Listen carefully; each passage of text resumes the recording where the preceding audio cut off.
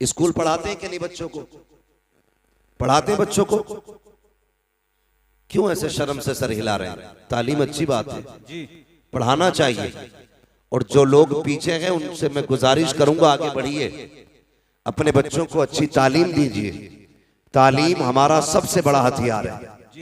जो कौम तालीम में पीछे हो जाती है फिर वो तरक्की में भी पीछे हो जाया करती है। और एक बात करूं, बहुत बढ़ के एक बात कहूंगा, बुरा ना मानना, आज डॉक्टरों की कमी नहीं है। एमबीबीएस रोड पे अगर आप निकलें तो 8-10 आपको तख्तियां एमबीबीएस की लगी मिल जाएंगी। 8-10 तख्तियां। एमबीबीएस भी बहुत बने और बीयूएमएस भी बहुत बन गए, मगर अफसोस कि कोई इंसान न बन सका। जिस हॉस्पिटल में आप जाइए उल्टी छुरी से गले काटे जा रहे हैं। दुनिया इतनी जालिम हो चुकी है, पैसा ही असल हो चुका है। पैसा कमाने के लिए लाशों के ऑक्सीजन लगाने के बाद 3 दिन तक उन्हें रख करके पैसा वसूल किया जाता है और 3 दिन के बाद कहा जाता है ये मर चुका है। अपनी लाश ले जाइए। जब फैमिली वाले लेने के लिए आते हैं तो उसी हॉस्पिटल का एक मेंबर आके कहता है लाश बाद में मिलेगी, पहले आपको इसकी टोटल फीस जमा करनी पड़ेगी। इलाज नहीं हो रहे, अब लाशों के सौदे हो रहे हैं।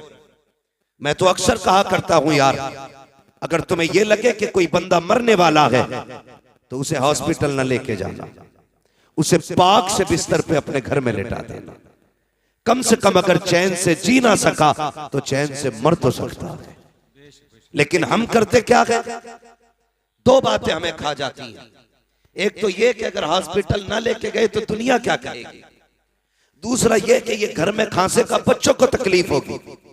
ये सोच करके हम हॉस्पिटल लेके भागते हैं। और हॉस्पिटल की कंडीशन आप देखिए, जिस बिस्तर पे बंदा लेटा है वो बिस्तर भी ना पाक, जो चादर इसके नीचे बिछी है वो चादर भी ना पाक, जो कपड़ा कॉटन का इसको पहनाया गया है वो कपड़ा भी ना पाक। आईसीयू में रखने के बाद मुंह पे ऑक्सीजन लगा दिया गया। अब कोई भी अपना उसके अंदर नहीं जा सकता। पूरे का पूरा स्टाफ ऐसा है जिसे कलमा तो बड़ी बात है, इस्लाम तक नहीं आता। मुझे बताओ अगर रूह निकलने लगे कितनी बेबसी की मौत होगी, जहां रहमत के फरिश्ते तक ना आए। मरते वक्त कौन क्या चाहता है? हर शख्स ये चाहता है मरते वक्त मेरी रूह आसानी से निकल जाए। क्या ही अच्छा हो तेरे घर के अंदर तेरा बाप लेटा हो, पाक बिस्तर हो, पाक चादर हो, पाक लिबास हो, इधर रूह बदन से निकलना शुरू करे। अगर बेटे को कुरान आता है तो बहुत अच्छा, भतीजे को आता है तब भी अच्छा है, खानदान में किसी को कुरान आता है तब भी अच्छा है। मैं जानता हूँ अगर खानदान में भी किसी को कुरान नहीं आता होगा तो कम से कम बेटों को इतनी गैरत आती होगी, मस्जिद जाकर इमाम को बुला करके लाएंगे, वो आके बाप के सरहाने खड़ा होगा, इधर रूह निकलती होगी वो यासीन पढ़ना शुरू करेगा, इधर रूह निकलती होगी वो सूरह रहमान पढ़ना शुरू करेगा। फिर तेरा बाप बेबसी की मौत नहीं मरेगा बल्कि शान से कहता जाएगा इन्हें जाना इन्हें माना, न रखा गैर से काम, लिल्लाहिल हम्द में दुनिया से मुसलमान। नारे तकबीर, नारे रिसालत, मसलके आला हजरत फैजाने कुरान मुफ्ती हम्मद रजा साहिब क़िबला। मैं कहता हूं पढ़ो और आगे बढ़ो। कम से कम मैं एक बात बता दूं, खुदा की कसम खा के कहता हूं, इससे बड़ी कसम कोई नहीं, अल्लाह ने मुसलमान के सीने में रहम रखा है, मुसलमान के दिल में रहम रखा है। वो कितना भी बड़ा दुनियादार हो जाए किसी न किसी गोशे में रहम रहता है। अगर आपका बेटा एमबीबीएस होगा, कुछ नहीं बीयूएमएस ही हो जाए, कोई गरीब रोता हुआ आएगा तो कभी मुस्तफा के नाम पे उसे फ्री दवा मिल जाए, कभी हुजूर के नाम पे उसका फ्री इलाज हो जाए।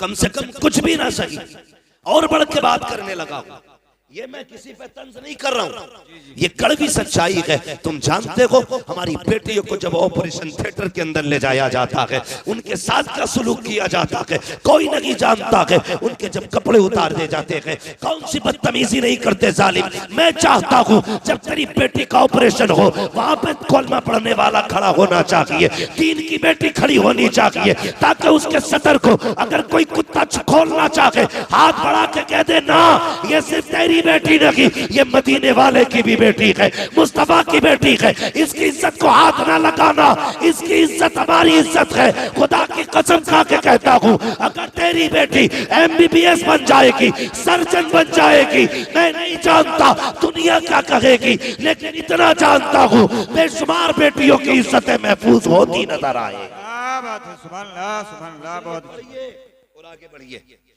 बहुत अलग नजरिया रखता हूं मैं, पढ़ो, मैं मुखालिफ नहीं था। पढ़िए।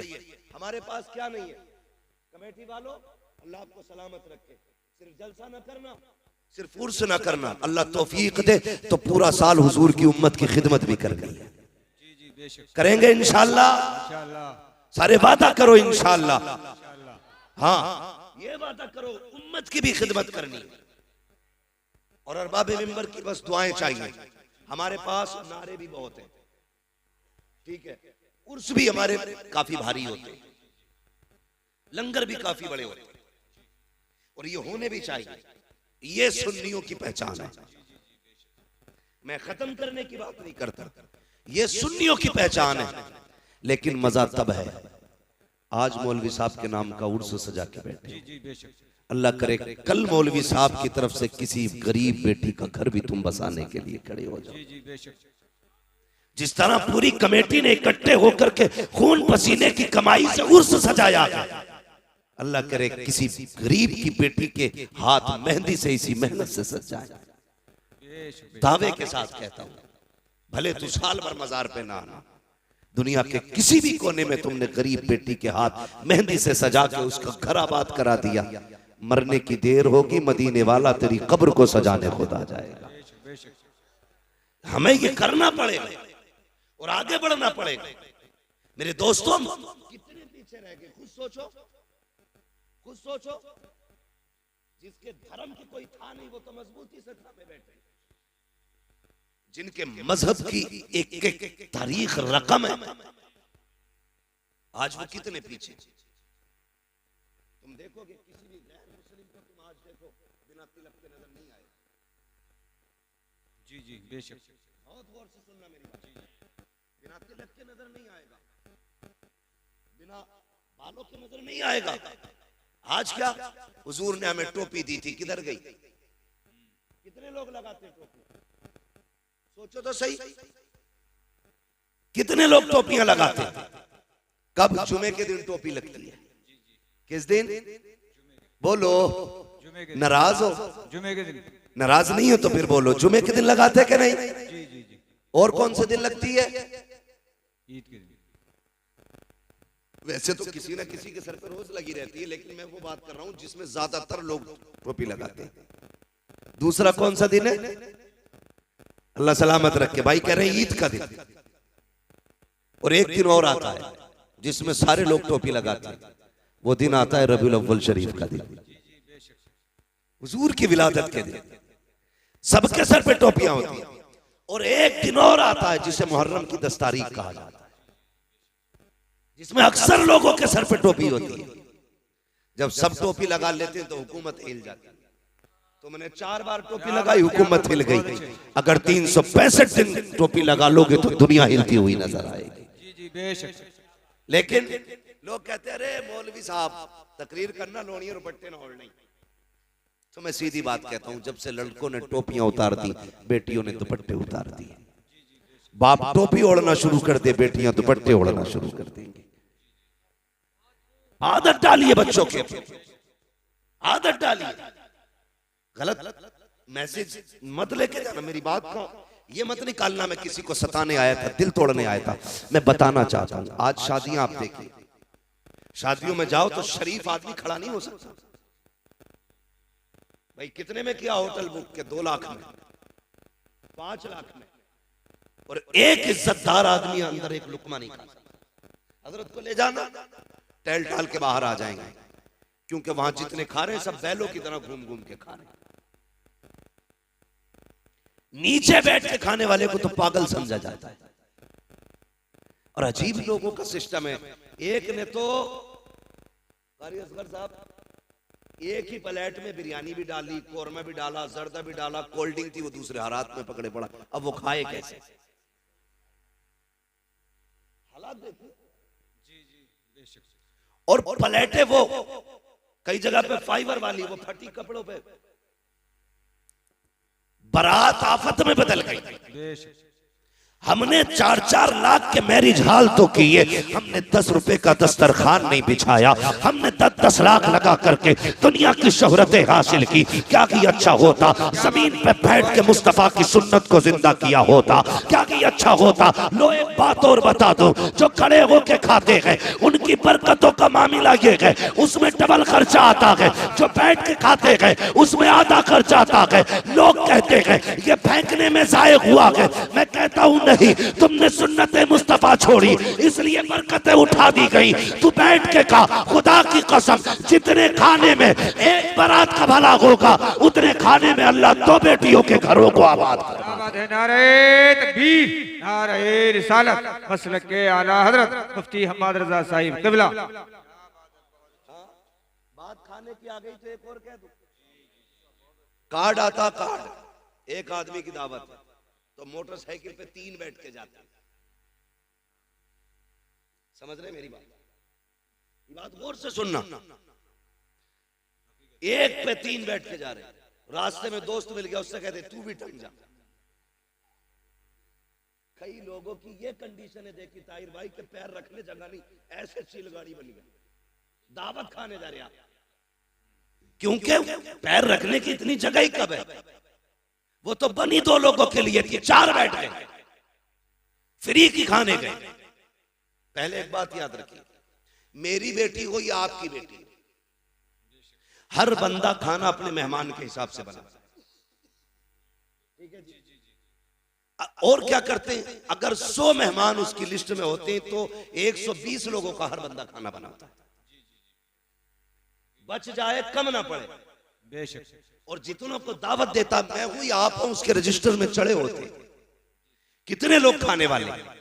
अब अंदाजा लगाइए, एक के साथ एक फ्री आ गया, उसने बनाया था 120 लोगों का, खाने वाले कितने हो गए? 200 हो गए ना, 100 का डबल हो गया तो 200 हो गए, और कभी कभी 250 भी हो जाते हैं। अब ये बताइए, ये जो आप एक की दावत पे 3 टन के जा रहे हो, तुम्हारे बाप की जागीर थी? खुद सोच के बताइए, तुम नहीं जानते।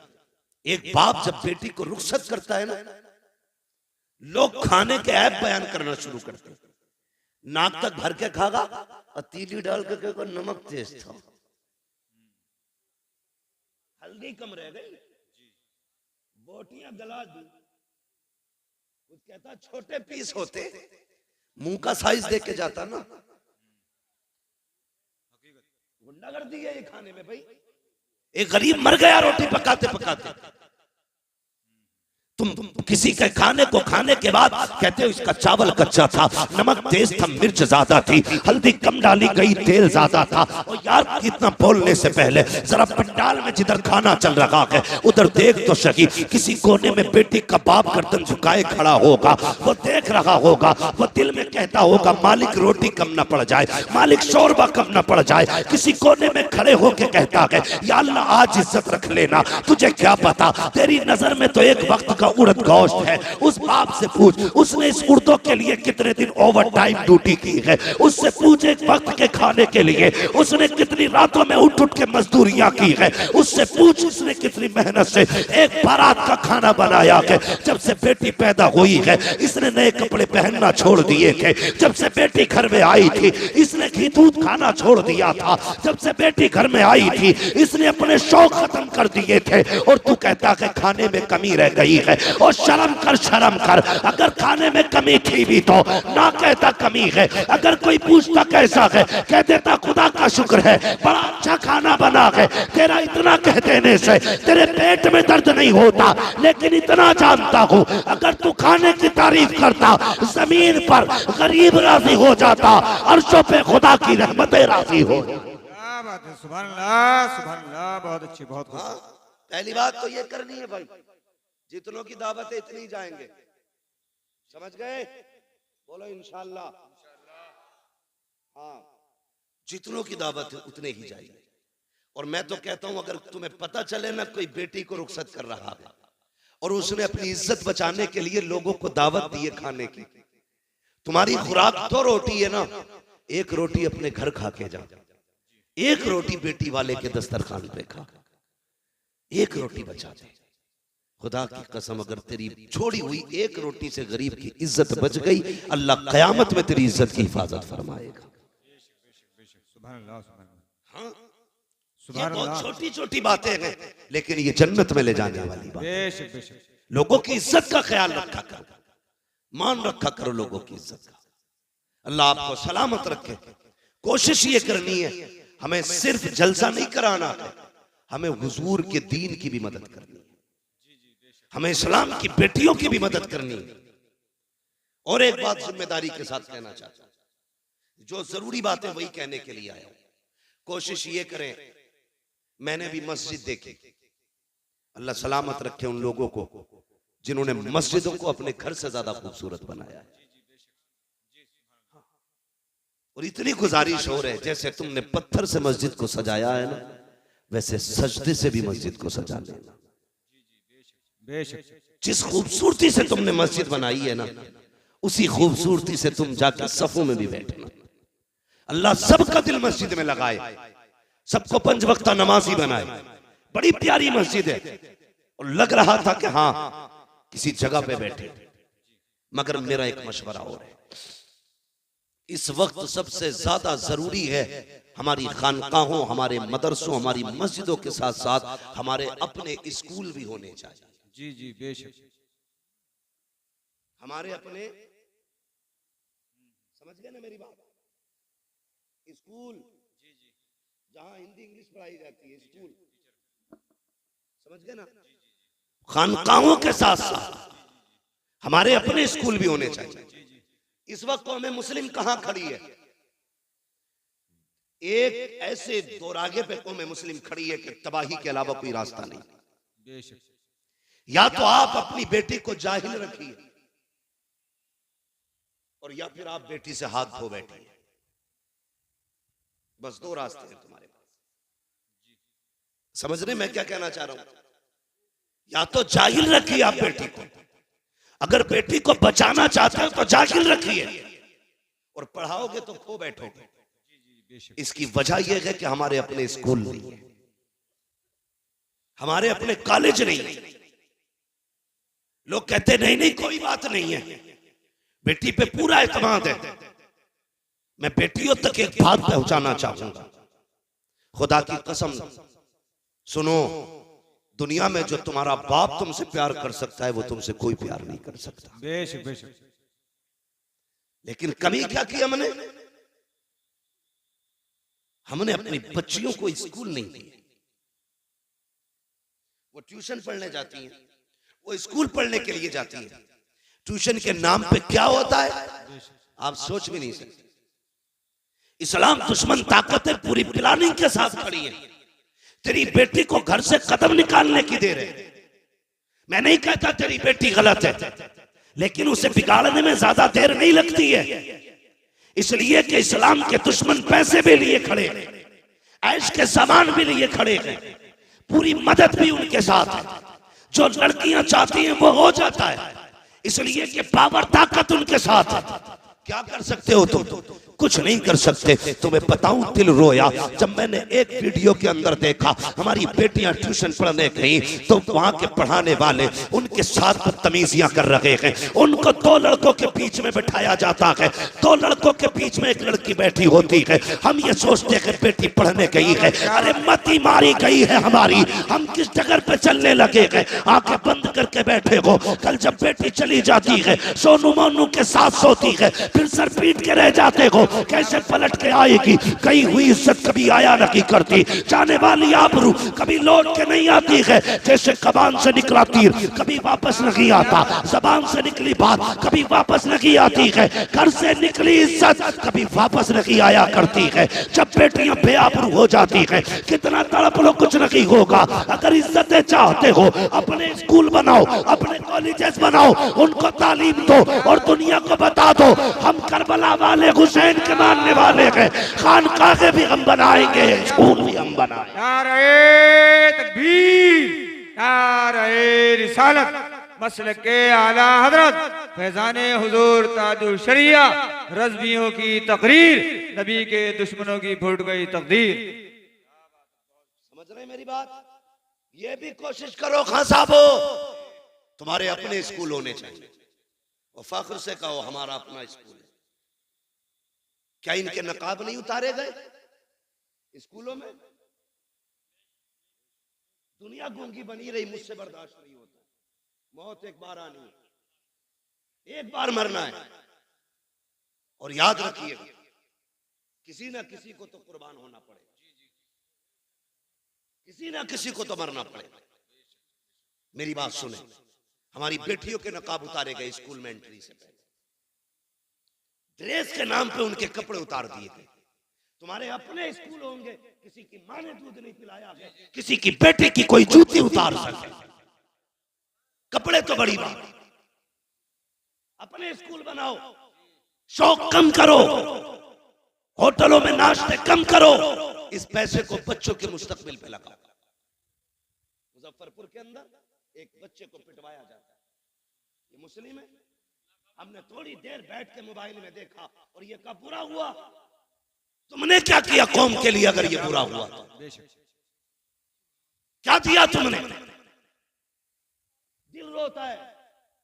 मैं सुन्नी हूं, मुझे वहां भी कोई ना समझे जी, मगर तकलीफ होती है।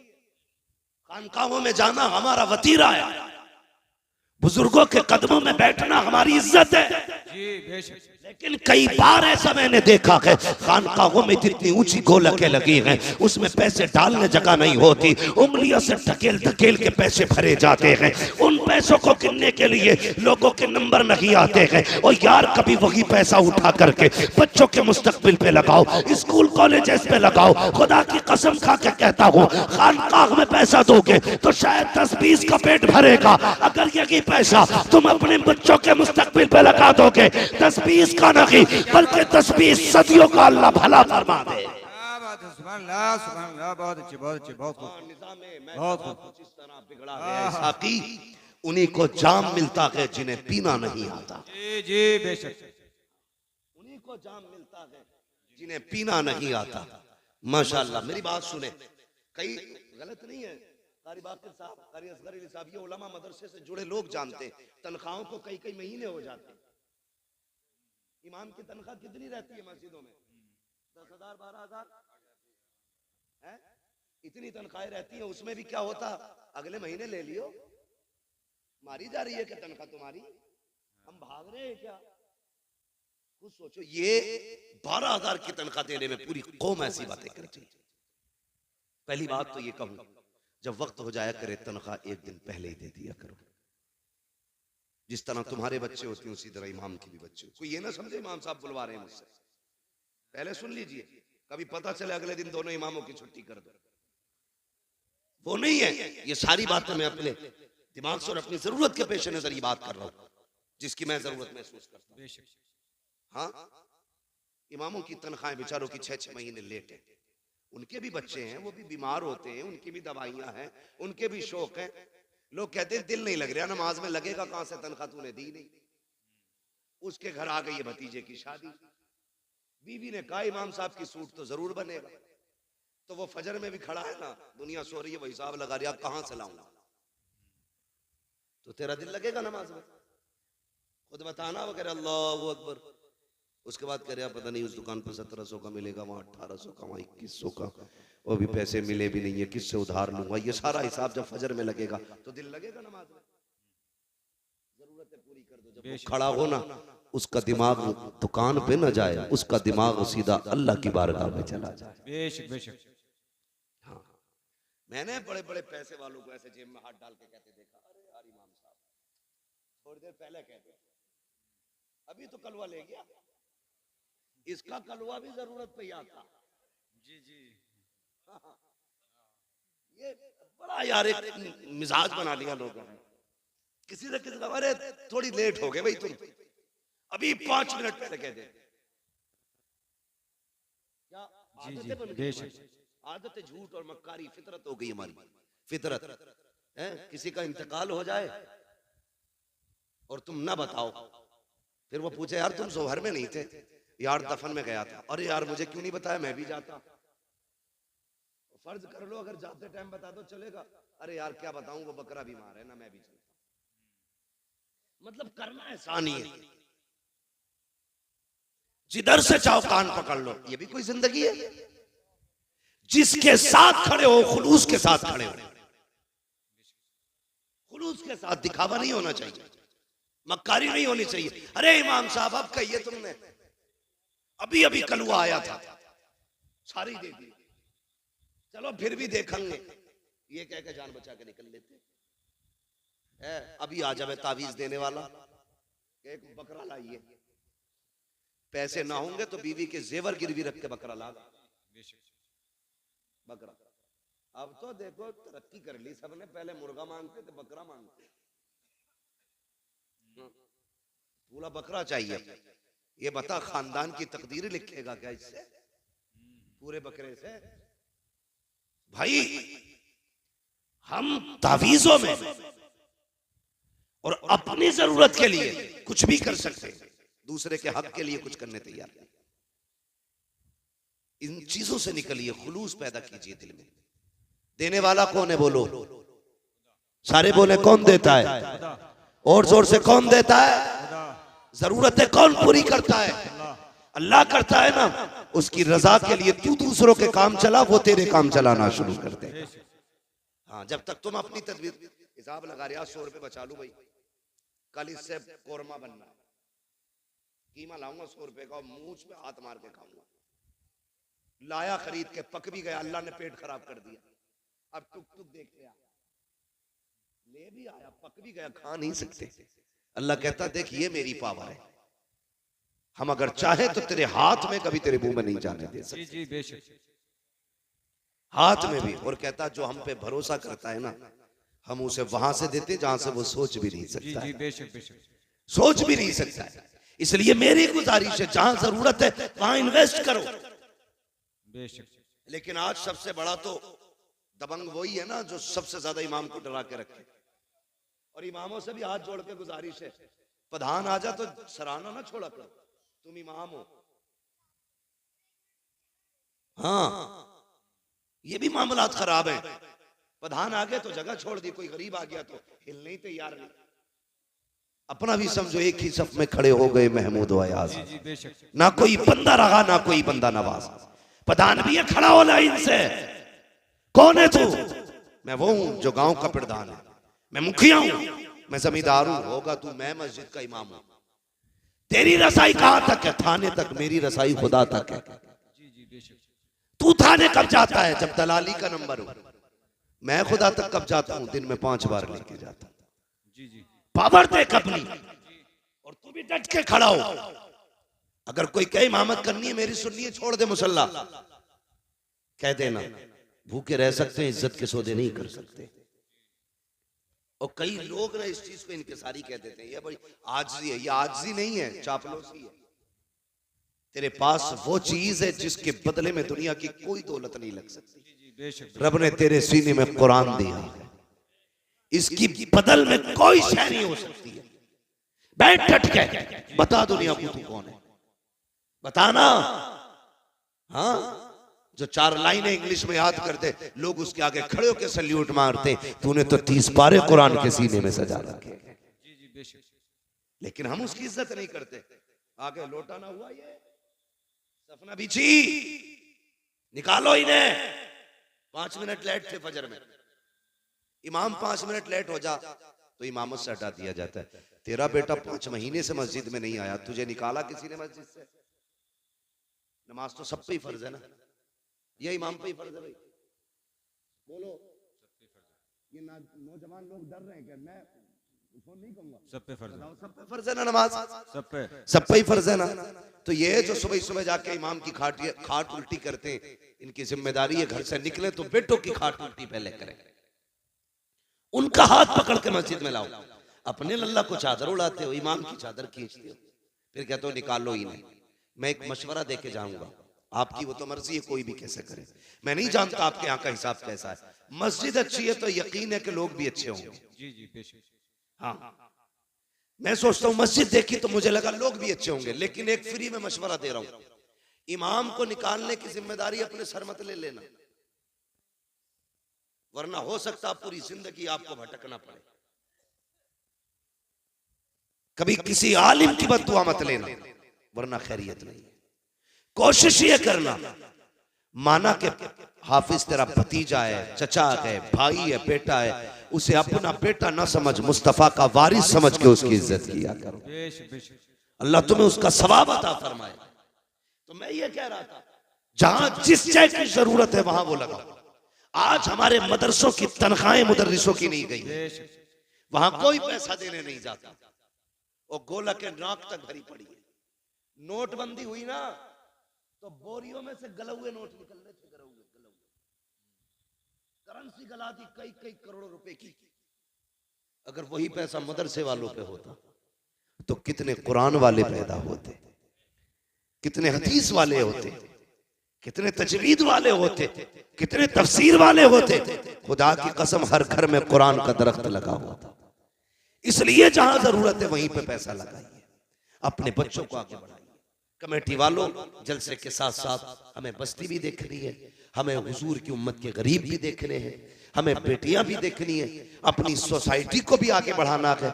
अगर जरूरत पड़ी तो स्कूल भी देंगे, जरूरत पड़ी तो कौम के लिए अस्पताल भी बनवाएंगे। कोशिश ये करेंगे जो गरीब लोग हैं हुजूर की उम्मत के, उन्हें मुस्तफा के नाम पे फ्री दवाएं मिलनी चाहिए। करेंगे नहीं, लेकिन करते नहीं लोग, सारा पैसा एडवांस रखते हैं। अल्लाह कहता है रख, कितना रखेगा? एक फोड़ा निकालूंगा भेजे में, एक ऑपरेशन 10 लाख का बैठाऊंगा, दूसरा कमर में निकालूंगा 20 लाख का ऑपरेशन, वो 4 फोड़ों में तुझे रोड पे ले आऊंगा।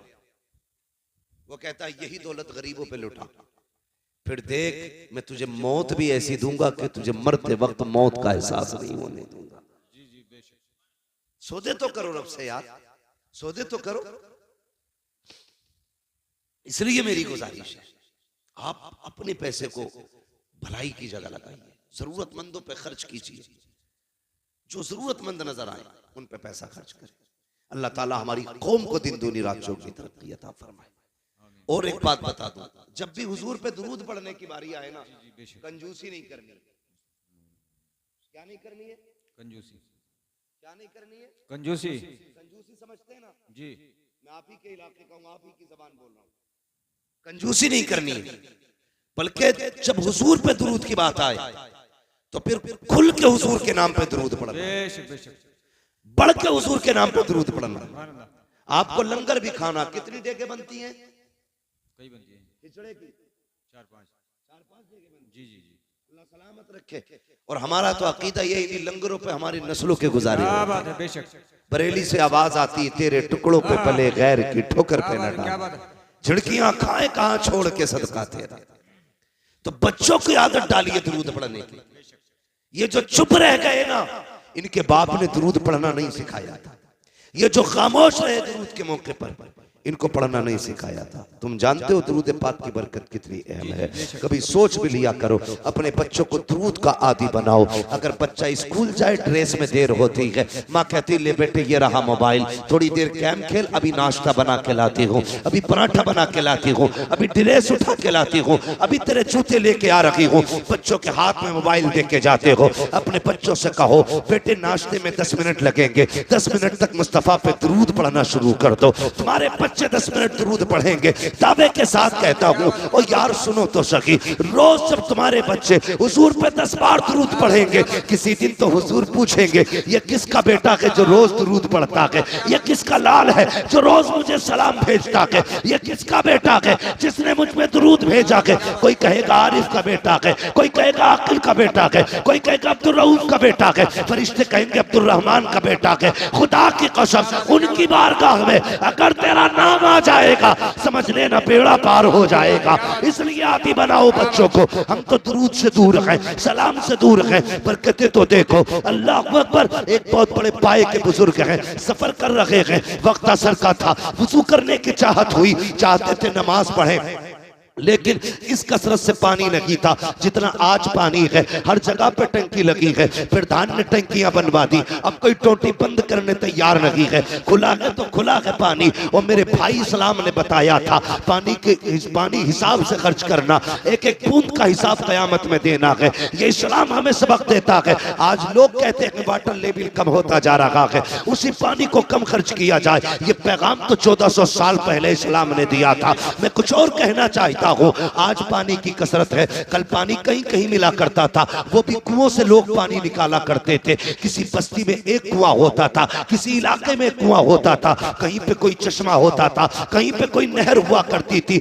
आज हर दरवाजे पे समर से भी लगे हैं। पानी की कसरत है। वो बुजुर्ग नमाज के इरादे से है, असर का वक्त है, सफर कर रहे हैं, सामने बस्ती नजर आई, सोचा यहाँ पानी मिल जाएगा। बस्ती के करीब आए, एक कुएं को पाया, सोचा वुजू करूं नमाज पढ़ना है। जैसी गए क्या देखते हैं, पानी तो था, डोल और रस्सी नहीं थी। दाएं बाएं देखने लगे, हैरत में थे, क्या किया जाए, पानी कहां से लाया जाए। इतने में एक छोटी सी बच्ची छत से खड़ी थी, देख के कहती है बाबा आपका कुर्ता बता रहा है, आपका मामा बता रहा है, आप कोई अल्लाह वाले हो, आप कोई आलिम दीन हो। हाँ बेटी, कहा क्यों परेशान हो, कब वुजू करना है, नमाज पढ़नी है, कब फिर देर किस बात की है। कहा बेटी पानी कुएं में है और कुआं गहरा है, कोई रस्सी नहीं है, डोल लगी है, पानी कैसे निकालूं, जब पानी निकलेगा तब वुजू होगा।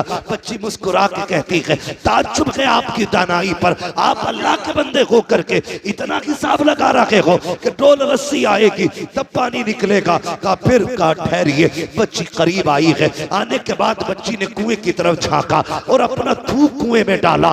जैसी थूका है पानी किनारे पे आके रुक जाता है। कहती बाबा अब वुजू भी कर लीजिए, नमाज पढ़ लीजिए। उन बुजुर्ग ने पानी भरा, नमाज पढ़ी है। उसके बाद कहते हैं बेटी बता तो सही, तेरी उम्र इतनी है, तूने कोई नमाज भी नहीं पढ़ी होगी, तुझ पे भी रोजे भी फर्ज नहीं हुए होंगे, तुझ पे अर्ज भी फर्ज नहीं होगा, लेकिन ये तो बता बेटी ये कमाल कहां से लेके आई है, तूने पानी में थूक दिया पानी ऊपर आ जाता है। बच्ची ने कहा था बाबा जाइए, ये अंदर की बात है, राज में रहने दीजिए। कहा नहीं बेटी बता तो सही, ये कौन सा अमल किया है तूने कि तेरे थूक में इतनी पावर है, पानी किनारे पे आ गया।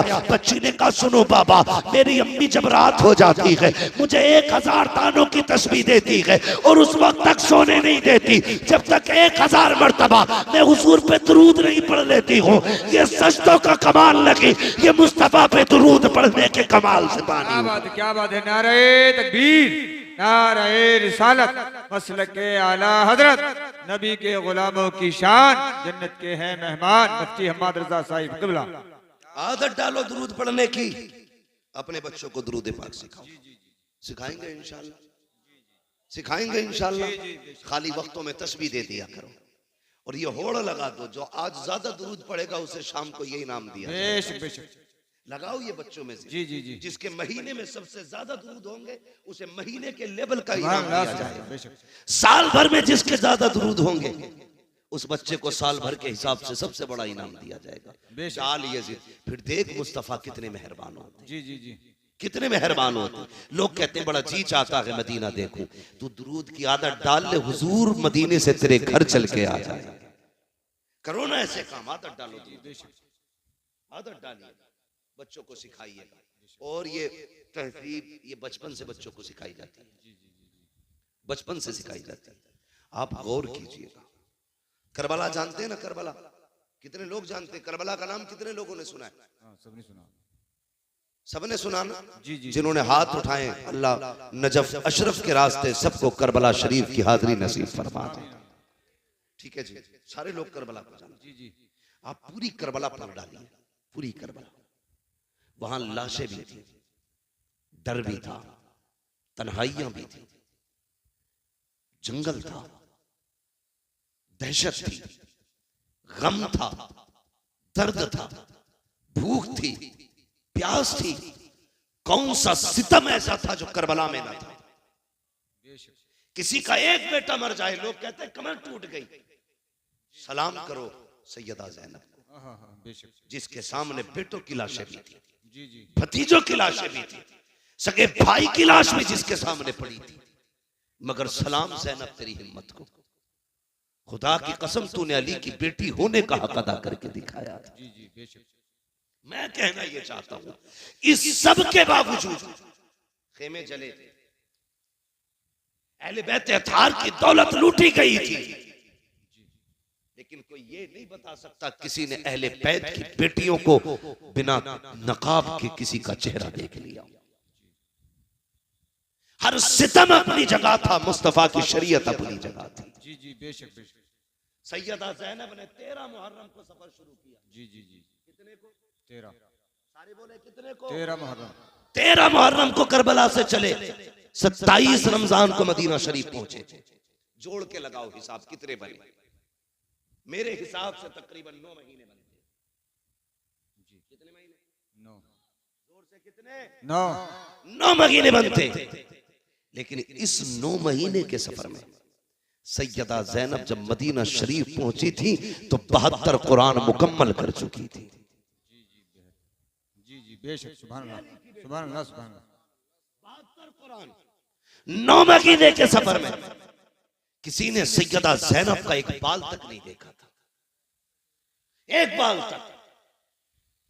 तारीख अपनी जगह है, लिखने वालों ने लिखा, लेकिन मेरा ईमान ये कहता है किसी की मां ने वो दूध नहीं पिलाया। जी जी, बेशक। बेटे को जो अली की बेटी की कोई चादर छीन लेता। जी जी, हाँ, बेशक। नहीं छीन सकता था, इसलिए कि उनकी इज्जत की हिफाजत का वादा तो रब ने पहले कर दिया। बेशक बेशक। और चादर समझ छीनने का मतलब समझते हैं? जी जी जी, बेटी के सर से चादर खींचना उसकी इज्जत खींचने के बराबर। अली की बेटी के सर से चादर, वो भी अली की बेटी जो यजीद के दरबार में खुतबा देने पे आए तो पित्ते पानी होने लग जाए। जी जी, बेशक। और लोग पूछने पे मजबूर हो जाएं क्या अली आ गए हैं? लोग कहें अली नहीं, अली की बेटी आ गई। ये सैयदा ज़ैनब। मैं कहना यह चाहता हूं, इन्होंने वो शरीयत का कानून पे अमल करके दिखाया कि दुनिया हैरत में है। आज कोई मिसाल नहीं मिलती है।